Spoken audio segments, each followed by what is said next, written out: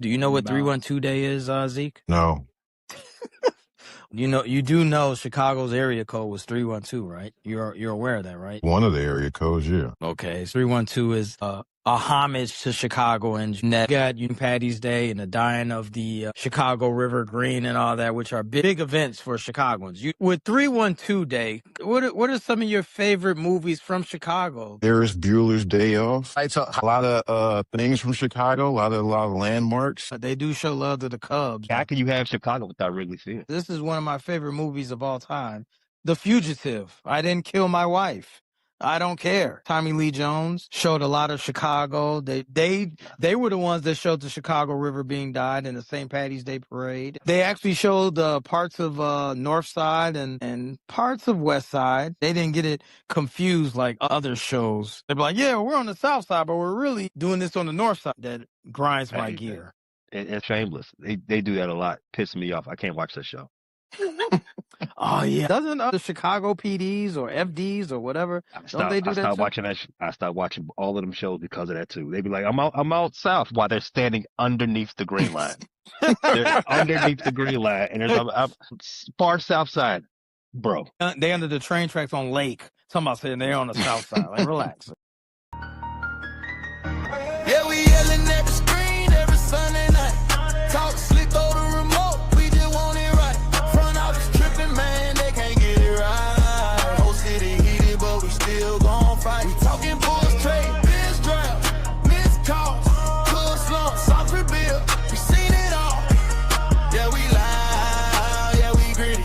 I'm a little frustrated, but I still love my city. Shot-town, born, front office moving like they blindfolded. Welcome. Frustrated Chicago Sports Fan Channel. We got the fellas here. Happy Monday. Got the boys intact. We are here to talk Central Division. Got my man Zeke here. Got my man B False, and got my homeboy Tate. How y'all doing? I'm doing good, man. I mean, we always get that eerie silence every time. Like, need to designate somebody. How you doing, B False? What's up with you, Tate? Hey, man, you do your show how you want to do your show. I do it how I want to do it. Don't be coming over here late and then coming over here producing. All right, relax. Hey, I'm not producing. You asked me how I'm doing. I'm telling you about my day. I'm talking about the uncomfortable silence that just happened and how it could be avoided. Okay, it was uncomfortable waiting on you. How about that? Oh, for a first. No. For first ever. You was definitely getting fined today. We were like, hey, man, where Tate go show up? But how y'all doing? I was late. My apologies to you guys. I didn't say much backstage because, yeah, I was just settling in. I had something to take care of real quick. Well, we hope everything is cool, man. It's all jokes, man. It's all love. B. Foster, you've had an interesting week. We've all had interesting weeks. The Bulls, we always have a crappy week. So we're going to start off, obviously, from the low seed, if you will. Last place or close to last place, Chicago Bulls. I think 12th seed. We'll start off with the Chicago Bulls and their week. I'm sorry. Before I forget, y'all introduce yourselves. I'm sorry, my bad. B. Foster, introduce yourself. B. Foster, one half a post-game podcast, repping the Detroit Pistons. Tate. Hey, yeah, I'm Tate, man, representing the That's Rather Cavalier podcast, which really I quit the podcast on audio. For me, it's just the NBA Weekly and the KnoItAllz channel. So I'm here for the KnoItAllz, not FFSN anymore. It was too much for not enough or nothing. So, but NBA Weekly and KnoItAllz got you fellas on here once a week. Like I said, it's airing now on the KnoItAllz, but I'm here representing the Cleveland Cavaliers for this show and the NBA in general. And because I stay in my bag and never have to get in my bag on stuff. So let's go. Zeke. This is Zeke, Sports Life and Hip Hop. Also a Shy Bulletin Board. And we got Payday behind the board. Shout out to Pay producing today. And Ricky Suede here. We're here every week talking NBA. Sorry, I got a little rushed getting right into it. But we're gonna start with the Bulls. You probably be rushed every time you get into it. What? Zeke got it. Zeke got it. Oh, we all got it. Yo. Wow. Little quickie Ricky. Oh, Why would you know anything that's I going? don't. Do we ever know? God. hope not. It's all in fun. You just said that.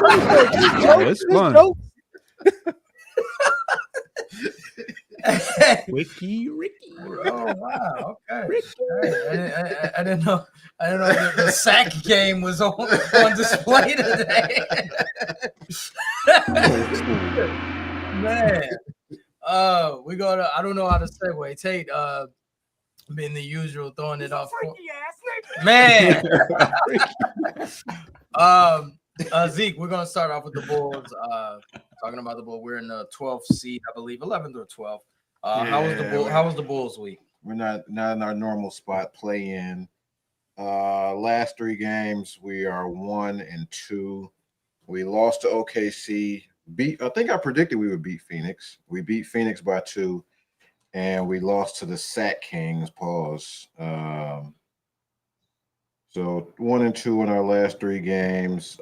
Colin Sexton hurt his leg, so he's out. We don't know for how long, probably day to day. Anthony Simons is still out, wrist fracture.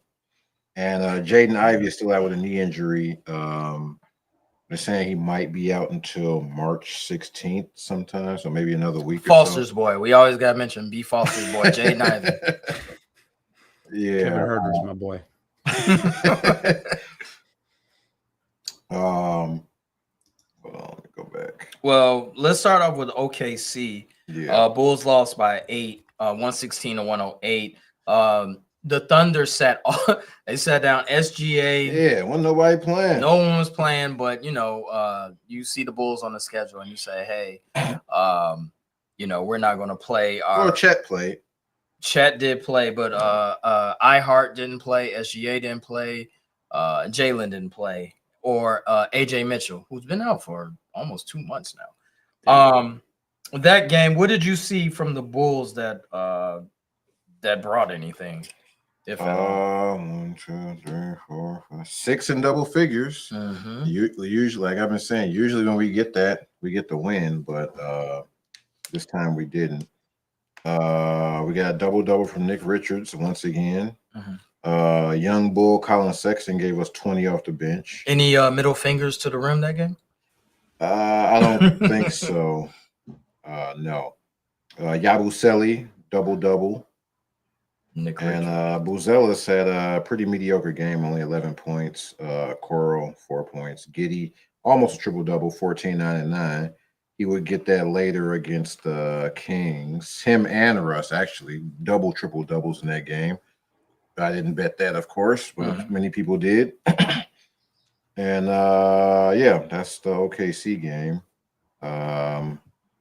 Phoenix, we won by 2. They led the whole game, which is crazy. Yeah. Which I'm kind of upset. These games they're supposed to lose to the teams that's contending, but the Bulls did beat Phoenix 105-103. They led wire to wire that game. Jalen Green, who I root for, but I can't root for 12 points, 5 for 20. That was the Colin Sexton game. Colin Sexton, 30 points, 11 for 19. He had 5 assists, 3 rebounds. Only 2 threes with 30 points. Yeah. Yabusele, 16 points. And creative player Leonard Miller. He had 6 points. 6 points and 3 rebounds? No, I'm sorry. 8 points, 9 rebounds. Yeah. I'm sorry. That game, Phoenix actually put up a good fight at the end in the fourth quarter. Bulls were up by as much as 14, and Phoenix kept clawing away. And then in the fourth quarter, it's like, oh, we're going to play for real. And that's when Jalen Green tried to turn it on, but Devin Booker led him 27 points, 6 rebounds, 2 assists. Grayson no Allen. Booz Ellis and Giddy for us too. We were shorthanded also. Okay. But we nonetheless, were shorthanded, still got the win. yeah, we should have lost that That game. means We're trying to something, tank. We're trying to tank, and we should have lost that. Are we? Yeah, we are.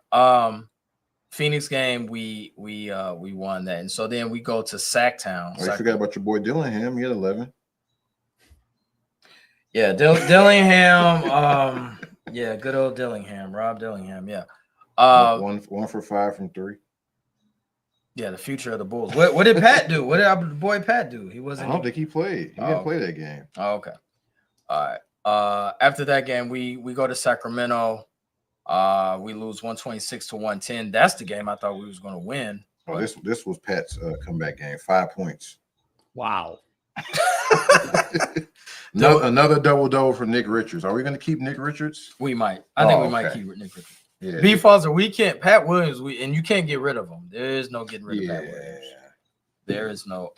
What if he could demand a trade? Maybe that'll happen. No one wants him though. Shanghai Sharks. If you're into putting some money down on games, Josh Giddey and Russell Westbrook had triple doubles that game. So yeah, if you would have put $10, that's rare. You would have won some bread. That game was Reynaud. He was killing us, 26 and 11. Yeah. He's a rookie, right? Yes. Stanford. Sexton with another great game, 28 off the bench. And Matas came back, bounced back with 20 and 8, 4 assists. And we didn't mention Payday's boy Malik Monk. He had 30 points off the bench, 4 rebounds, 5 assists. Oh my goodness, 30 off the bench. 30 off the bench. Malik Monk I've always liked his game. The reason I say it's Payday's boy, we had a disagreement about he should have got paid free agency, but he didn't. He stayed in sack. No DeRozan? Nah, DeRozan's he's out. Levine is out for the year, obviously. Yeah, Sabonis, yeah. Overall from the Bulls, I'll ask you, was there any players or anything that you saw that was intriguing or that was questionable, so to speak? Nick Richards did step up. I think he had a double-double.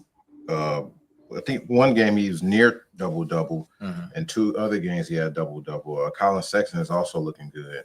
He's filling up the stat sheet with Simons being out. With Sexton, you speaking on Sexton and Nick Richards, would you like to see them on the team next year? Are those pieces that you can build upon? Yeah, I think they could be on the team next year without disrupting too much. Yeah. Okay. Anything else? Rob Dillingham. Any news on Rob Dillingham? No. He had 3 points against the Kings. So. Okay. 3 points, 5 assists, 5 rebounds. Excuse me, almost a double-double. Okay. All right. Kind of round up a little bit. All right. Fellas, any question for the Bulls?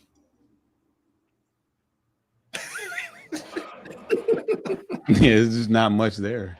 Yeah. Well, there's something there. We're just watching future-wise. It's a unique situation where, as a fandom, you're rooting for them to lose, and we all know that that's kind of difficult to do. Even when they're not doing well, it's kind of like, I'm rooting for them to lose. I'm looking at the standings now. I think we're stuck where we at. Brooklyn has 16 wins. We have 26. Oh yeah, we're stuck. So Brooklyn, Washington, Indiana, none of them are going to jump us unless something crazy happens. And so we kind of duking it out with Milwaukee for 11th place, I guess. What I will say in wrapping up the Bulls section is that the teams that are vying for playoff seeds, they're supposed to beat us handily. So Phoenix losing to the Bulls at home is very questionable. Being Phoenix, that 7th place. Dude, you're playing for something. The Bulls, on the other hand, are not. You're not, and obviously the players are playing to win. But Phoenix, they're supposed to be killing us. And when you're playing against the Brooklyn Nets, obviously that's 2 tankable teams. That could go either way. But if you're going against, Golden State, Phoenix, Denver's of the world, you shouldn't be, winning those games. Those should be guaranteed L's. Anyone that's in a play, Detroit, Cleveland, those are guaranteed L's. They should be guaranteed L's. being that you want to lose. So, I mean, that's the Bulls week. We have 20 more games, 19 more games, something like that. Hopefully we go 1-18 the rest of the way. Speaking of 1-18, B Foster last week was talking real spicy, and if I had a highlight reel, I would definitely bring up how Foster was, talking real brolicky and chest all out for his team. Let's focus on Detroit. Let's go to Detroit. Foster, let's talk about the Pistons. Yeah. I was definitely poking my chest out, and it definitely got caved in this last week. It was a week to forget. Started with a 4-point loss to Cleveland. Cade, what's his name? Jalen Tyson had Cade in jail. He had 10 points, 4 for 16 from the field. Schroeder played really well. Who else? The defense was pretty suffocating. I said from the very beginning that I was kind of jealous that they got Keon Ellis and Schroeder. Those were the kind of the guys they needed. Donovan Mitchell didn't even play. Harden had a pretty decent game, but fine. You lose. You split the season series to Cleveland. It was a close game in Cleveland. Fair enough. The Spurs game, we got blew out again in San Antonio. Is that the game Wemby was crying? I'm sorry. Is that the game Wemby? No, that was they came back. I can't remember who they came back against. Oh, Clippers. I'm sorry. Yeah. My bad, like 25 or something. All right. Nah, yeah, the only people that was crying was us after that game. But yeah, Wemby had 38. De'Aaron Fox had 29. He was unstoppable. We didn't Asar Thompson. Oh, go ahead. What were you gonna say? I was gonna say that's the game. That's what hit me. Durham was he fouled out in 2 minutes. He had 6 fouls in 3 minutes, right? Yeah. See, and it's one thing that's kind of being exposed by him is that when he's out there on the island at the top of the key against a Wemby or somebody that's a little bit more elusive, that's where he struggles. I mean, even against Cleveland, Jared Allen, up until the point that he got hurt, was kind of working him out. So yeah, and that's the one thing with when you play a guy like Wemby, you want to pull him away from the rim, and so that there's more room to work. And Jalen Duren's not that, he's not that type of guy. So yeah, it's interesting. Okay. Yeah, the rim, the teams, the reoccurring thing that I saw between the first 2 games of the week, the Cleveland and San Antonio, is when teams have strong rim protectors, we struggle because we do hyper focus on scoring in the paint. So it kind of makes us a one-dimensional team, and yeah, it's a problem that I don't know how we fix that moving forward. We're in a spot where obviously the trade deadline has passed. There's a glaring weakness, and you have to find solutions from within. So, Wemby had 38, Fox had 29, Cade had 26 points on 26 attempts. So quite overworked in that game. So he got the night off against Brooklyn. Fair enough. In Detroit, Brooklyn, no problem. You said Brooklyn is one of those teams that they should be losing out just about, right? Yeah. So yeah, the Pistons, Cade was out. Asar got hurt early in the Spurs game. And it feels like the defense completely left with Asar, that one individual player. Mind you, we have not won a game since Isaiah Stewart has come back, I don't think. Really? Yeah, he came back against Cleveland. Yeah. So we're 0-4 since Stewart has come back. And the one thing that I'm seeing is that Paul Reed is no longer playing. And that seems to be like he's lost all of his minutes. He had DNPs all the way up until the point, the Miami game, which I'll get to, where he played the last 6 minutes in garbage time and scored a quick 10 points. So might want to find some minutes for him. Of course, Isaiah Stewart, we love Isaiah Stewart and all that, but Paul Reed has been holding it down while he's been gone. So we were undefeated while Isaiah Stewart was gone. So I don't know what that's about. I'm not putting any correlation there, but you know, we all know Paul Reed is basically an all-star, so you know, gotta find some. When he played the Bulls, right? When he was against us, when he plays the Bulls, yeah, the Bulls, yeah, even the Hornets game where the fight yeah. happened and he stepped in, he had a good game. So, but yeah, the Brooklyn game, we were up 23 points and smoked that lead. I think our number one option was Tobias Harris down the stretch, who, you know, at times can be a good closer, but you don't want him as your number one option. And the team just kind of played not to lose as opposed to playing to win. You had Marcus Sasser and Dennis Jenkins in the backcourt. Dennis Jenkins is a player that has completely fallen off the wagon ever since he's been transferred to he got paid and literally has disappeared ever since. Karis LeVert has been very iffy and shaky all year long. Those are the guys that really need to step up and give us that offensive firepower. So yeah. You know what?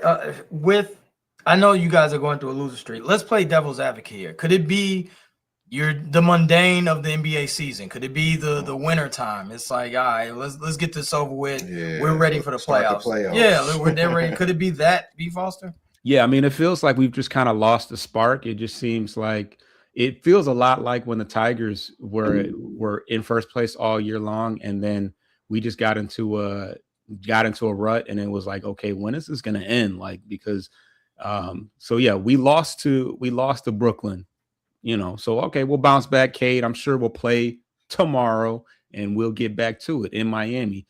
And that game was never really close. Tyler Hero looked like Larry Bird out there. Bam had a good game, and Jaime Jaquez also had a good game. Cade and Duran came to play. Nobody else did, though. Like I said, you know, Reed got in during garbage time and got 10 quick points in 6 minutes, but we need more. We need more from Karis LeVert. Dennis Jenkins, I think he had the shot in the clutch against Brooklyn and airballed it. He's been looking very G League or two-way ish as of late.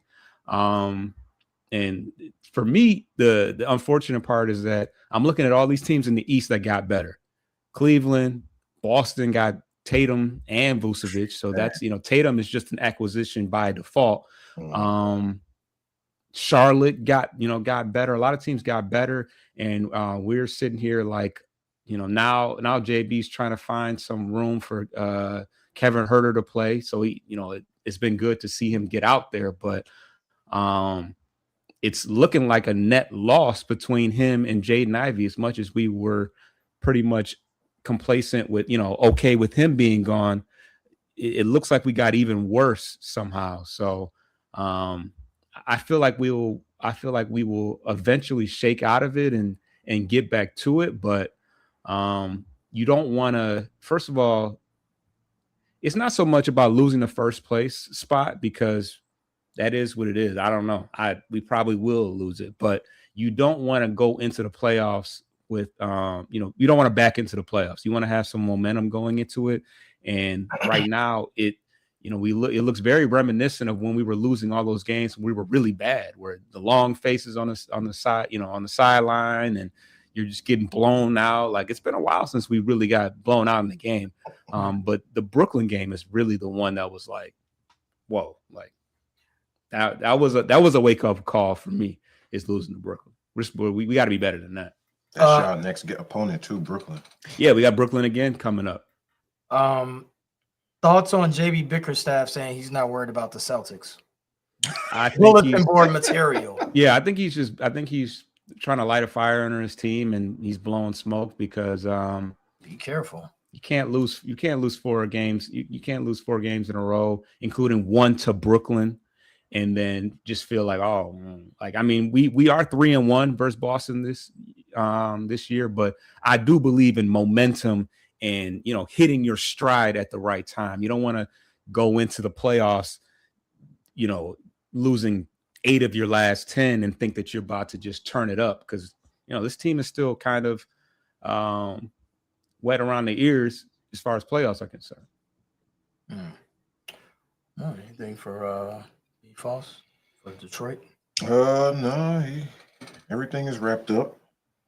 All right.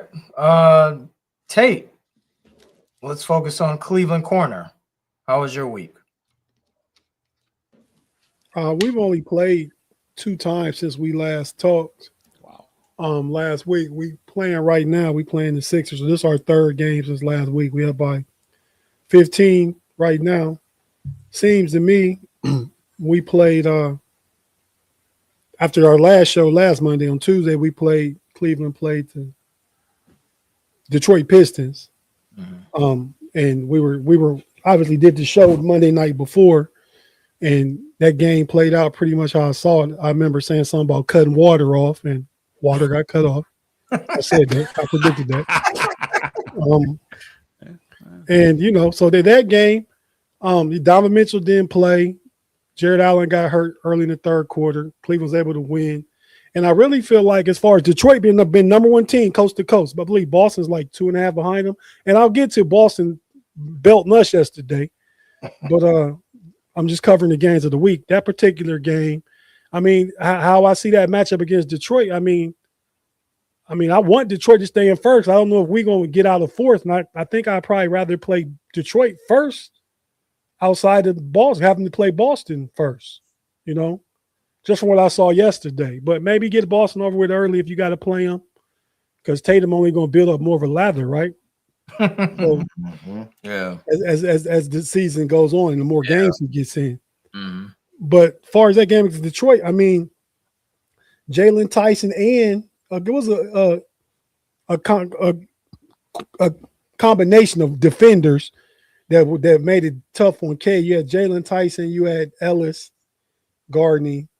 Tobias Harris had a good game, but the thing about it is Holland and Javonte Green, between the two of them, they hit 5 or 6 threes. And those not the guys you count on to hit threes. So to me, you make the other guys beat you. You got to stop Cade. And I think that's the matchup against Detroit. We can throw a defender on Cade. And offensively, Duran is a beast. He was handling them boys in the paint, dunking on them, rebounding, offensive boards, everything. But even as strong as a defender he is in the paint, when you play Cleveland, you got to come out and play in space a little bit. If you guard Evan Mobley, you guard Jared Allen, the pick and roll. And then on the second team, big Thomas Bryant, he going to pull you all the way out to that 3-point line. Yeah, he does have a 3. Yeah, so that becomes a challenging matchup for them, which is why I favor that matchup offensively. And defensively, I think I said this before, it was last season. I think Cade need help. Cade need a clear number 2 that can be a secondary playmaker, take some of that usage responsibility off of him. Because, I can see him wearing down in the series because you're going to keep throwing defenders at him. And, I mean, it's kind of like Donovan Mitchell was, if you remember last year against Indiana. He had to just keep going and eventually got hurt. But, I mean, so that was a game against Detroit. We split against Detroit. I feel like the game the Friday before the Monday, we gave that one away. So it's a win, though, 2-2. But I feel like we should have won 3. And that the one I mentioned on that Friday was without Mitchell and Harden both. And I'm sorry? And Ellis and Strus, right? Strus hadn't played all year. Ellis was out that one though. Wade too. Yeah, Dean Wade was out that one too. Yeah, Dean Wade came back yesterday. Wasn't a factor. Okay, was not a factor. But yeah, man, we came out, started with good energy, man. See, I'm glad I'm not one of them guys that just, get in our chat and put up pictures of the scoreboard and stuff, and we end up losing. Because that first quarter, when we was early, I was ready to talk. I was ready to jump in the Slack chat, start bumping my gums. But, I've been around long enough to know that, that's one thing about them tables. They always turn, right? So I wasn't going to say nothing, man. So, but we end up at the second quarter from hell. We had 10 points in the second quarter and then scored the first 2 to damn near 5 minutes had passed. We talk about this segment on this show, the He With Us. When we get to that, the whole team yesterday was He with us. Because the Cavs at one point was 2 for 22 from 3-point range, and they kept shooting them. And we took too many threes. Boston, Tatum looked good. Brown, I got to give Brown more credit. I mean, the producer guy, what's his name? Producer guy backstage, that dude. Oh. He has said, huh? No, I'm listening. Oh no, he has said something about Jalen Green being better than Tatum, and I mean Green is Jalen Brown. Yeah, I'm sorry, Jalen Brown being better than Tatum. He said put this take last year, and he's not though, but he's getting better. I mean, because he got that little mid-range cross, raise up, and he get it over everybody. 3 years ago, he'd have turned that thing over on the crossover all the time. So he's got that under control. It's made him a probably a second-team All-NBA player this year, I would imagine, at least. Yeah. But I mean, Tatum still's a thing to make that thing goes. Brown kept him in contention, good record. He's in MVP discussions. Though Cade has fallen off MVP discussions, and so has Luka, not Luka, but Joker. So I think the MVP now is between SGA again and Wemby. Wemby's up. You got to look at that record. Look at what he's doing. You got to put Wemby in that discussion. I got a question for you, Tate. You got James Harden in February. Is the honeymoon stage over with? With Harden, like during his first 5 games, wherever James Harden goes, like he is excellent. He's passing. He's a great passer. He's scoring well.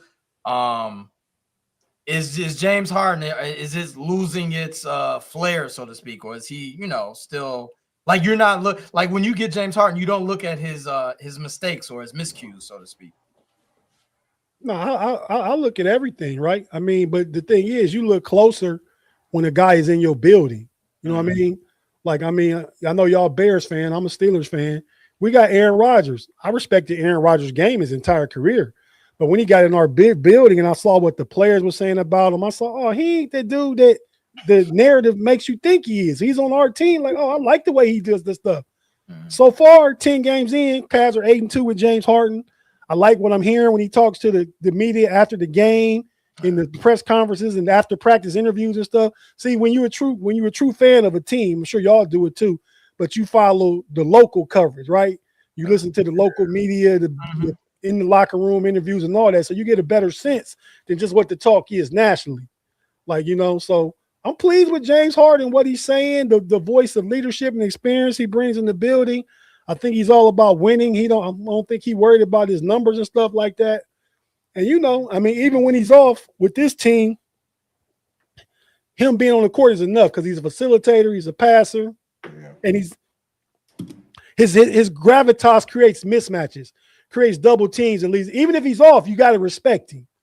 So, he draws defenders. He can kick it to shooters like Merrill and Donovan Mitchell, even though I doubt you leave him. But just that two guards that you got to probably double both of them or pick your poison. And then you got, when Jared Allen's back, you got him rolling to the basket. You got Evan Mobley, who's been playing a lot better since he's been back from his last injury, getting more into a good rhythm, hitting this 3 at a good clip right now, attacking the basket. I like what he's doing defensively. He's I think he had like 4 blocks yesterday against Boston. So he's playing good defense and stuff. And like B-Fall said earlier, when we played the Pistons, the Allen and Mobley make it difficult at the rim in the paint for guys to get in there. So I feel like if you're not shooting at a high clip, and that's what Boston did yesterday, right? They was killing that 3, man. Who was the dude? The one dude, man. I know Hauser and the 6th man of the year. What's his name? Pritchard. But they had another young white guy. Shireman. Yeah. Where the hell did he come from? Creighton, right? Creighton, yeah. He was out there busting, man. So they got, and that's not even counting when they get your boy back, Chicago's boy, your boy Vucci, man. Yeah. But they've been unhappy with him. Let me ask both of y'all, because you guys are sitting pretty in the playoff. One team answer. Before we wrap up this for our respective teams. B. Foster, who do you want to play in the first round?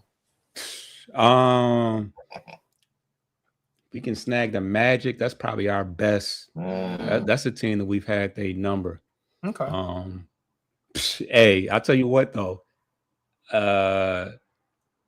Seeing Charlotte in the first round would be there'd be some fireworks there. I mean, I don't know if that's who I want to see, but realistically, depending on where we, if we end up in the number 2, y'all won't be 2. Y'all stay. You think we'll be 1? Yeah, y'all stay 1. Tate, who do you want to see in the playoffs? Like, who would you like to see? First round. If we stayed at 4 right now, we'd be matched up against the Raptors. We played them 3 games in like the first 15 games of the season. So we haven't seen them in a while. I don't know what that looks like. They're 36-27. But yeah, I mean, I guess I want to see the Raptors. I mean, okay. Well, the only shakeup in that is if the Magic and Heat could go there. But hey, whichever one of them 5-6 teams that's there, if that's where we stay, I'm okay with it. I mean, okay. I guess offensively, I'm not nobody on the Raptors scares me offensively or the Magic. The Heat, I mean, the Heat got Heat culture. Okay. Y'all like to say Pat Riley established that. Yeah, Heat culture pre LeBron, because when LeBron played, it was thought it was Heat culture. Then LeBron left, and it became just Heat. Because they went to a loser. Hey, this my take. I'm talking about who I want to play. I'm talking. Do I want to play the Heat? So I said a one-team answer though. I said one team. It's the Heat. I want to play the Heat. Let me finish talking about it. Okay. All right. We're I don't want to play the Heat. Go ahead. We're gonna take a commercial break. Pay send us to break. In fashion, some 312 designers you want to shout out. Didn't you go to Fashion Geek the other day, Zeke? For the first time ever, yeah. What?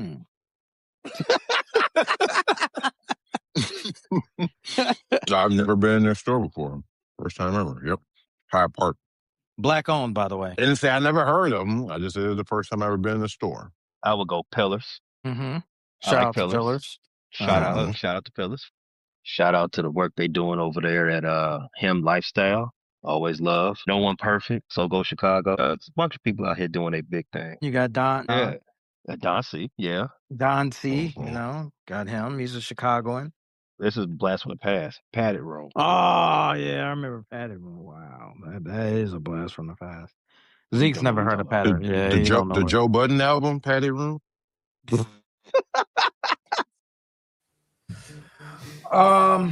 So we are back. Frustrated Channel. Like, subscribe. Most importantly, tell a friend. Tell your barber about us.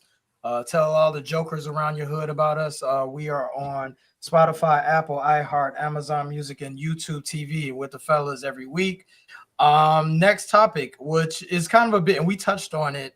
It's kind of a big deal. Is Tatum return? And what are your thoughts on his return? Tate, what'd you think? And you spoke on it a little bit. You saw him yesterday playing against your team. What'd you think of Tatum coming back after 296 days?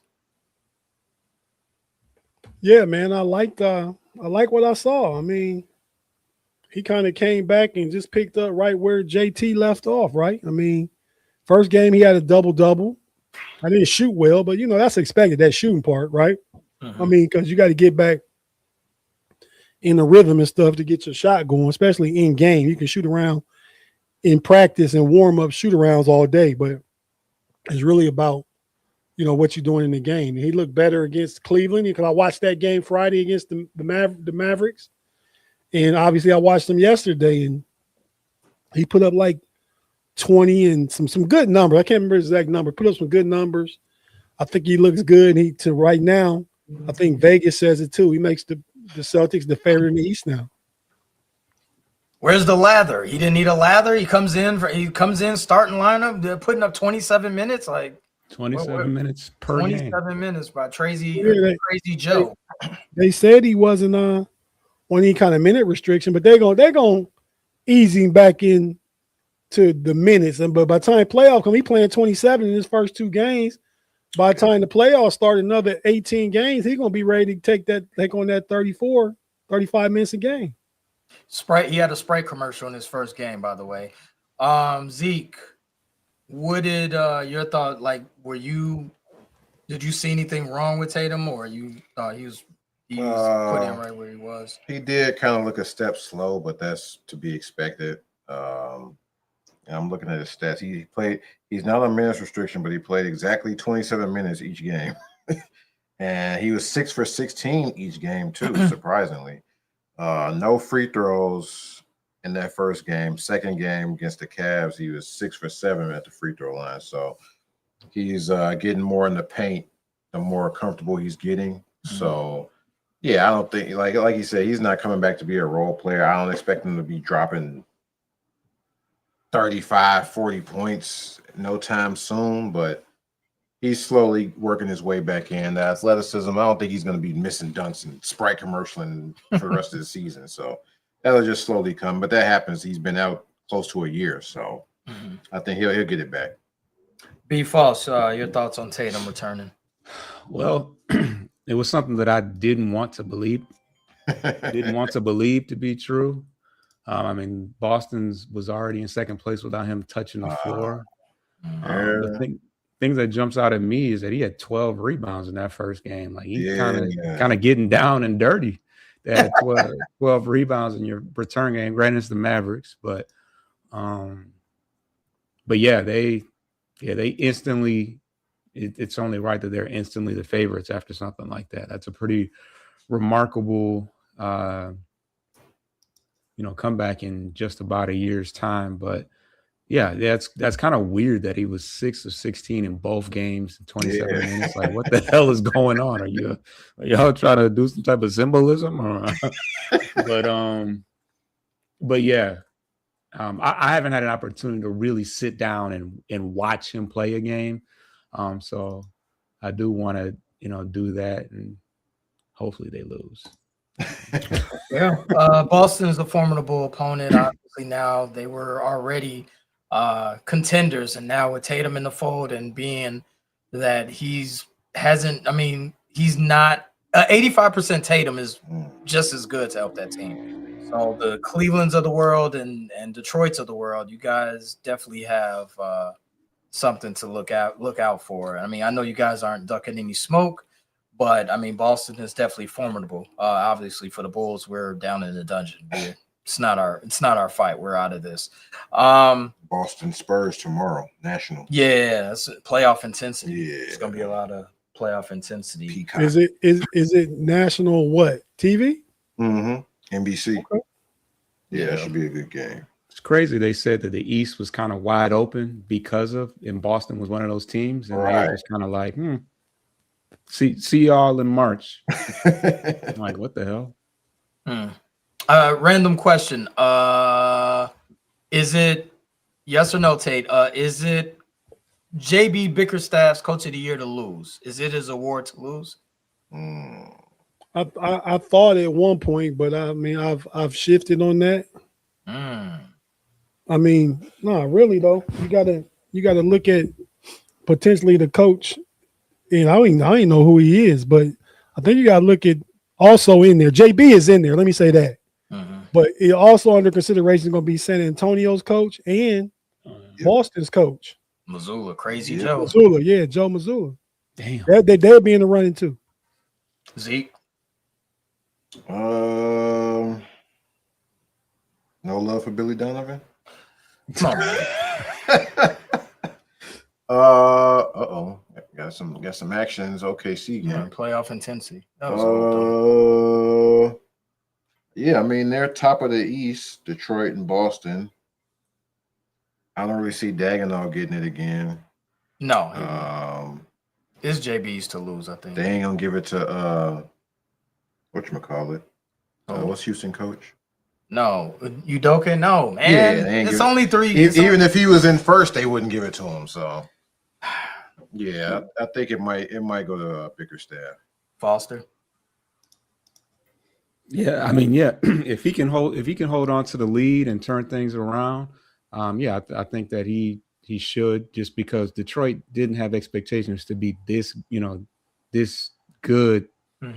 Forgot Forgot about Charles Lee, Hornets. Who's gonna bump? Yeah. He might make the playoffs. Looking at the odds on The Hornets? They're not gonna make the playoffs. They're in 10th right now. I mean, it's possible they could Are they make still in 10th place? Yeah. They won a whole bunch of games in a row. It's crazy. It's Bickerstaff, Missoula, and Charles Lee top 3 on.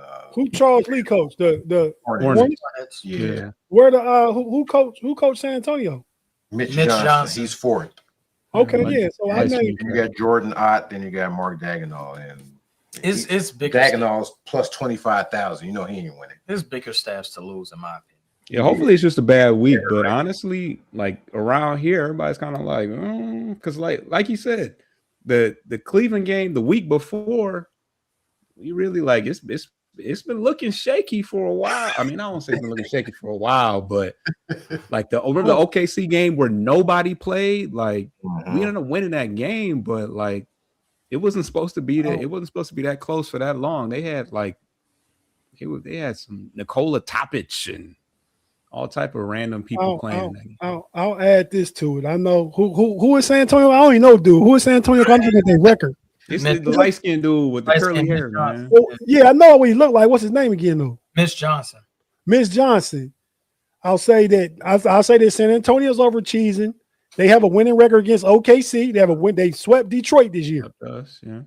I mean, and I think JB, great coach, great job this year. But what happens with his teams is the offensive schematics is coming back to get him right now. We know they're gonna compete. We know they're gonna be tough. We know defensively they all that, but the offensive scheme, that's why he got to Cleveland. We lost some more defensive identity, but Kenny Atkinson came in there with offense, and I think JB just still is a product of his poor offensive X's and O's that they run. Might be because Dennis Jenkins is their backup point guard.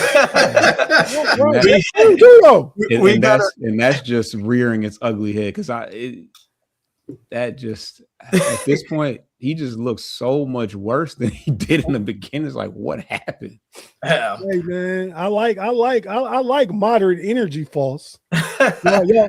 Y'all talked about me when I came backstage, but man, big energy false and level-headed false. I had to cut. One thing I wasn't gonna do was just act like, oh no, man, that was some bud. You know, like you gotta be real. No, you right in the middle. I had a lot of time to reflect this weekend to be like, all right, you gotta come with your tail tucked a little bit. Well, while you reflect, we got one more segment. We got He With Us, one of our favorite segments. It's so good that even Tate uses it on his show. Take us a break, Pay. Need a Garrett's popcorn break.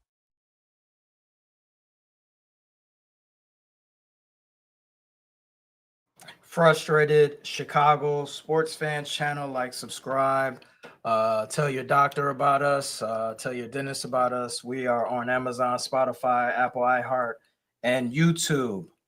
Fellas, it is this time and we'll get set. Pay He With Us, one of our favorite segments.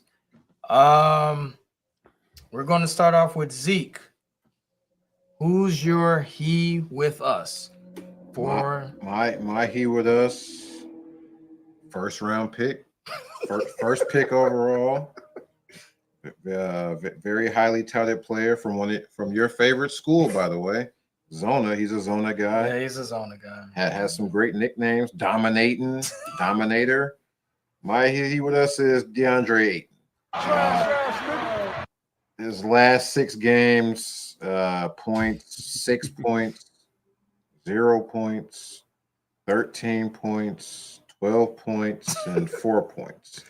His rebounds, 8. That's pretty good. Then 2, 8, 4, and 10. This is the same guy who said, yo, y'all trying to make me Clint Capella. I don't want to be Clint Capella. Clint Capella will give you a decent, at least consistent, near double-double, I would assume. So, he should model this game to be more like Clint Capella. He's got the easiest job in the world. He's playing with LeBron and Luka. I don't understand how he can't just run to the rim and score, get rebounds. Like, he should be easily averaging a double-double on this team. I just don't get it. I don't think the motor is there. Hell no. Hell no. Be false. He a soft ass joker. Yeah, I mean, Yeah, might be it. Be false. Who's your he with us? so my guy is yes, he had some shining moments in Miami, especially when they were making their playoff runs and with Jimmy Butler. Forgot about And the Lakers said, hey, we want to, he did pretty good in Miami. Let's bring him here so he can be, a complimentary, guy that can knock down some shots maybe. His lasting moment in LA was LeBron kind of subliminally calling him out on the sideline. As a Laker this year, he played 19 minutes per game. He was shooting 34% from the field, which isn't great. 36 from three, which isn't too bad. But since being traded to Atlanta for Luke Kennard, he was traded for Luke Kennard. Yeah, Luke Kennard. Yeah, it's kind of crazy. He's only averaging 31% from the field and a whopping 20% from three. So yeah, needless to say, he's with us. Hell no! Hell no! Hell no! Hell no! Tate, do you have your he with us? I might not just send no graphic. Don't mean I got no he with us. No, I got somebody, and I always go off my team. And I want to correct the misnomer. You said Tate's used on this show. I have a rendition of this. He's with us. Mine's called "Sit Your Ass Down." Yours is like a Diet Cola version. That's the original. Yours is like a Diet Cola version. Okay, I can agree with that. Wildwood Cola for all you jokers that old school Wildwood. You know what I'm saying? But nah, man, I'm because I pay more close attention. I know it's a lot of guys around the league that's missing shots, and he literally is with us. But I'm using the he with us.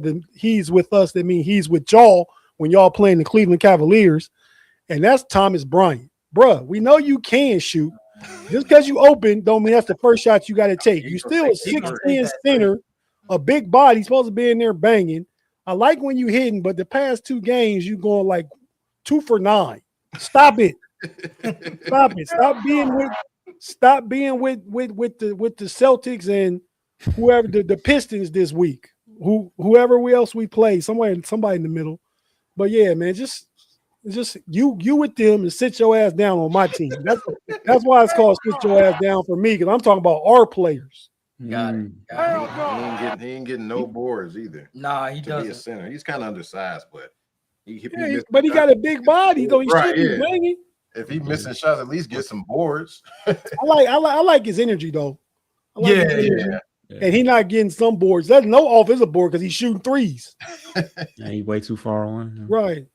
Wrapping up this segment of He With Us. This guy is not on a playoff team, but he's known as a great wing defender. Nickname Straight Jacket and another nickname I'm telling on this person, not on Herb. He's an all defensive player. His name is Herbert Jones. Herbert Jones has been, he's been brutal. And I know he's not playing meaningful basketball, but hold on. I'm sorry. I got his stats. Dude, he looked terrible. He might have got fouled on that. Nah. Herb Jones. There we go. Work out. Hey. All layups. That's the crazy part. These are layups that he's missing. Herb Jones, last 10 games, 35% from the field, 23% from three. He with us. I'm sagging off him, averaging 8.6 points a game, 3 rebounds, 3.3 assists. My he with us is Herbert Jones. Herb Jones. Hell no.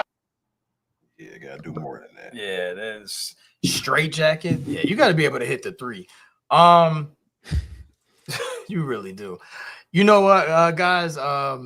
March is coming. March is here, and college basketball. I know we watch a little bit of college, but the tournament is around the corner. Are there any NBA? And this draft class is loaded. Is there any players you guys are looking forward to watching or scouting on your own? Tate. We not in the lottery, so like I can't pay attention to them guys. I mean, Oh, So you there's said, there's no player you want to look at, like you're intrigued by watching? I mean, you said scouting though, which means I'm looking for him to fit on my team. I'm like, nah. Or scouting in general. It could be in general. I mean, as far as college basketball goes, it's going to be a really good draft. A lot of high end players. I think Cameron Boozer will be player of the year as a freshman this year, but I don't think he's number one pick in the NBA draft. Just because I think he's what he's going to be. He can get bigger, stronger, and better, but his upside is his ceiling is about reach as far as his skills and his talent. Yeah, it is. I think Boozer is tapped out. I don't think he tapped out. I don't think there's a whole bunch of room for growth like the boy Batista from BYU. You know, some of them other players are young with more upside. You know what I mean?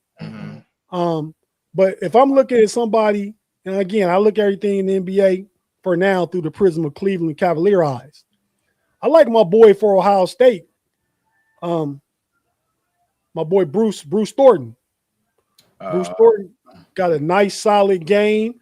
I see some remnants of, and because this is him coming, he was a second-round pick coming out of college. So we talk about good second-round picks. Forgot about my boy Jalen Tyson. He got that slow pace point lead guard game and get to his spots. He's stronger than most guys is going to guard him. He, got a nice steady game presence. He's never rushed.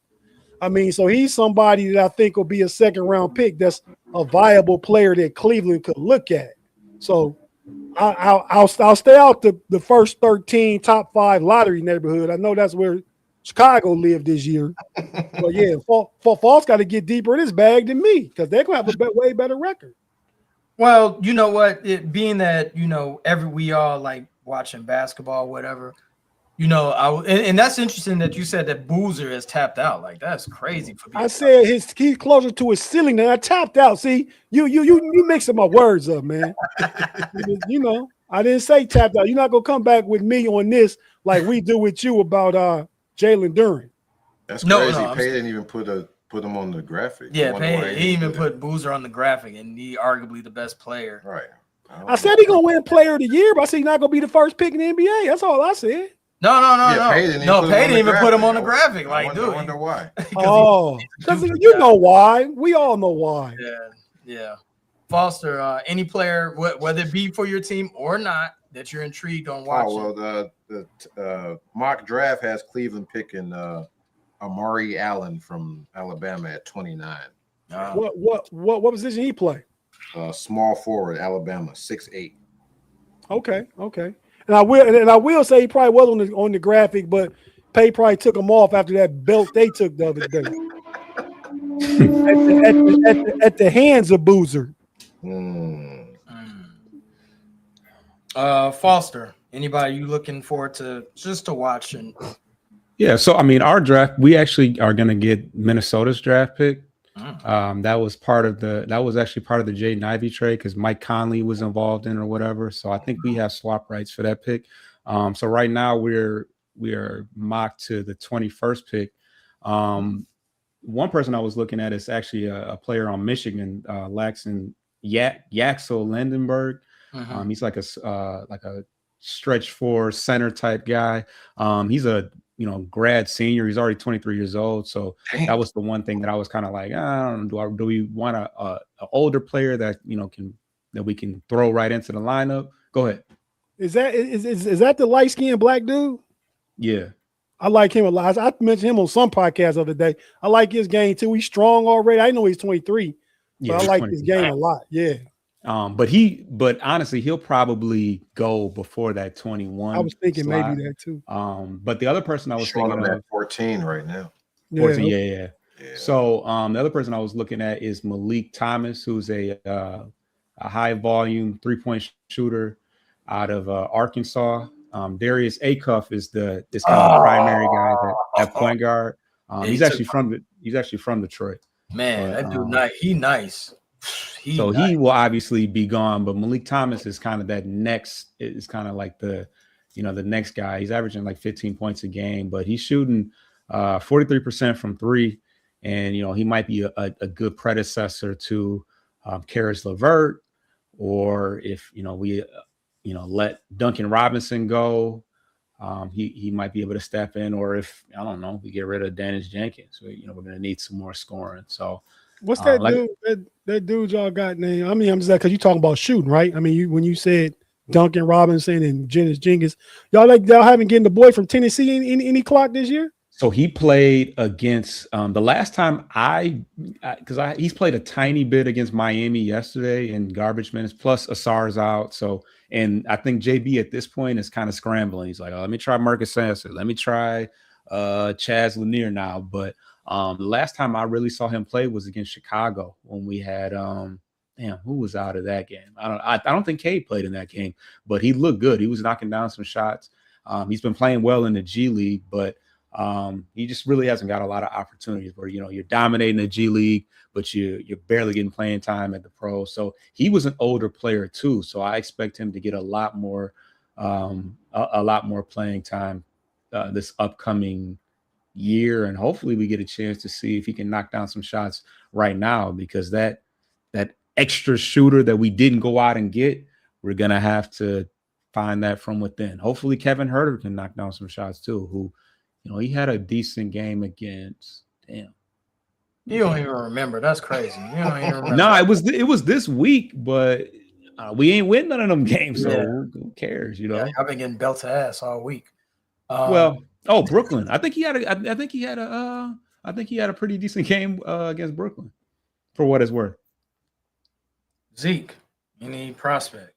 Now we can hear about the top 10 players. Let's get to the Bonza talk now. Yeah, I mean, I'm just paying attention to the top guy. I'm more interested in where the Bulls are going to be in the lottery to know who we actually got a chance to get. But yeah, I don't really watch college until March Madness through the tournament actually starts. So I'm just paying attention to the top names pretty much. Well, Zeke, so and you got a mock draft. You told me we're Cleveland there, right? Who it got going number one in the mock draft you looking at? Peterson. Okay. And right now it has the Kings at number one. Would y'all trust that? Y'all like? I like his game, but I can't trust him as a somebody gonna trust it. Yeah, he's gonna get picked, but he'll get picked, but will he be number one? If you was picking between him, the higher upside, if he's a guy, he'd be number one. Right. That's all I'm saying. They might take the Benson.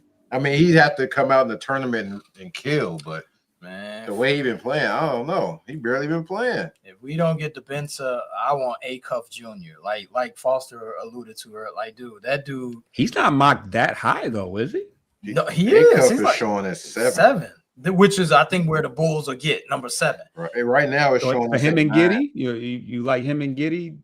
A Cup is a 3-level scorer. He from the D. He from 313. Like, he is a bona fide. That's better. 313. Yeah, than 312.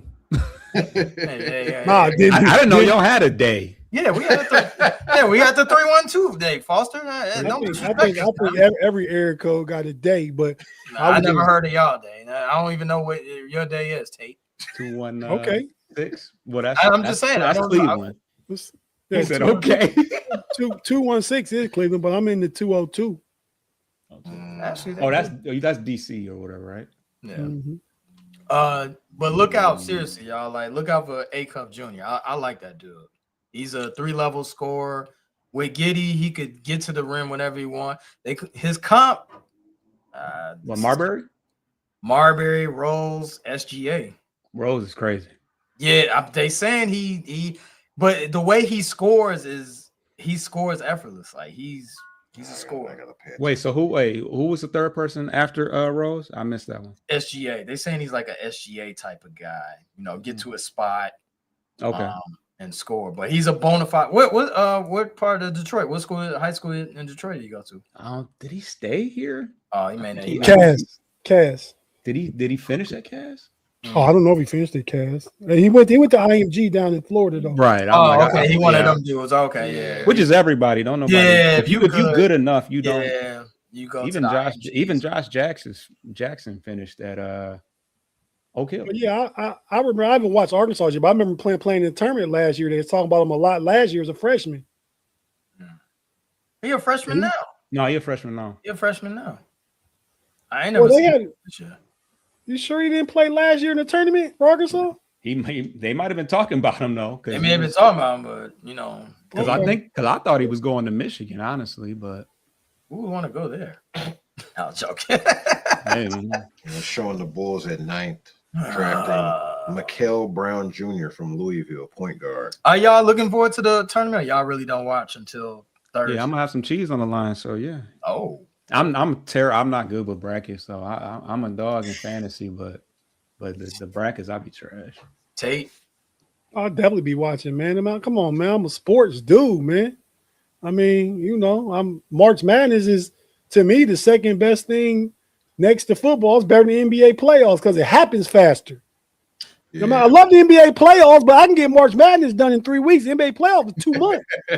Yeah, they kind of drag it out after because they play back to back and then they slow it down towards the end.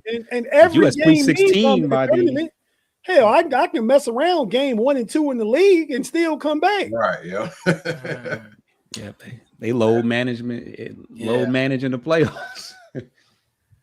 Well, we're gonna wrap up this show, guys. I appreciate you guys. You guys are always a fun time, jovial to discuss basketball, which is my favorite sport. Like the way they dribble up and down the court. Tate, tell the people where they can reach are the breaks. That's Curtis Blow, but the song was they playing basketball. But yeah, go ahead. Tate, tell the people where they can reach you at. Tell the people they can reach you at, Tate. What you got? Man, I don't want none of your people finding me, man. Damn. Okay. Cuz, man, how you gonna try and play me like that, man? What'd I do? Oh, head in hand. You know what I mean? I'm talking about I don't know Curtis Blow. I'm on that comment. Take all the jabs at me. I'm cool with it. Luckily, I could take it. You know what I'm saying? Hey, man, you can find me on the shout out to the homie Rob Lightfoot. Shout out to everybody that tapped in today. Thank you, and it just taps in to all of our podcasts rarely. But you can find me specifically on the KnoItAllz podcast all the time. We got shows going on every day, some kind of show. We recently did a show that aired Sunday morning yesterday. The evolution of the black quarterbacks was a really good show. Go back and check that out if you want to know more about the evolution of the black quarterbacks, going back to Fritz Pollard, who Rick don't know, the first black Ivy League quarterback from 1918. You don't know Rick, 1918, bro. 1918. Ivy League, you said? I don't. You educate. Yeah, Ivy League, yeah. So, but yeah, man, in the KnoItAllz channel, I'm on Steel Curtain Network twice a week covering the Steelers. And yeah, but I'm out here in these podcast streets. I like to get with these guys once a week, and I get to really, insert no Diddy, some old school knowledge, But yeah, have to use the old school button today for you. You did good today, Tate. Yeah, I mean, he probably just forgot. But nah, Curtis Blow definitely should have got it. Yes, where can they reach you at, bro? You can catch me on Bleachers to Speakers. Hopefully we got a better week ahead. There won't be so many long, sad, depressing recaps this week, but we will certainly see. But yeah, we should what we got going on? No, Pistons covers, Lions, the free agency and NFL free agency started. So, we should have some coverage about that type of stuff. And Tigers, I'll be down in Florida this week catching the Tigers up close and personal. So nice. June will be back. June is hosting on Wednesday on the NFC North show. So definitely want to check out the free agent episode of Who Will Be King. Yeah, man. Well, June been going. I June coming back on here at all? He just happens to have next week off. Oh, okay. But we're hoping for a schedule change real soon. Shout out to my boy Thomas Bryant. He just nailed a 3. So yeah, shout out to the homie June, man. Tate be missing you, man. Tate. The other OG, he need that balance. Guy, Zeke, where can you find Sports Life? Sports Life and Hip Hop on YouTube, SLHH Pod on IG. We're on TikTok. I think we're on Snapchat too, if you're into that. Oh wow. Yeah, it's probably not updated, but yeah, we're around. Shout out to Pay Behind the Boards. Shout out to you. By the way, everyone, like, subscribe these brothers' podcast and wherever platform they got. Make sure you subscribe and like it, and we catch y'all next week. We out. Are you subscribed to the KnoItAllz? Yeah. Mm-hmm. Okay, thank you. Mm-hmm. Put you on the spot. If you're not, you better be. No. Signing out. Holla at y'all. Thanks for listening to this latest episode from the Frustrated Chicago Sports Fan Channel. Don't matter if you listen to this on Apple Podcasts or Spotify or watch it on Twitch or YouTube. Make sure you like, subscribe, share with a friend, hit the notification bell so you never miss a drop. And to all the guys from Chicago, we say 3 things. Bear down, go Cubs go, and sell the team, Jerry.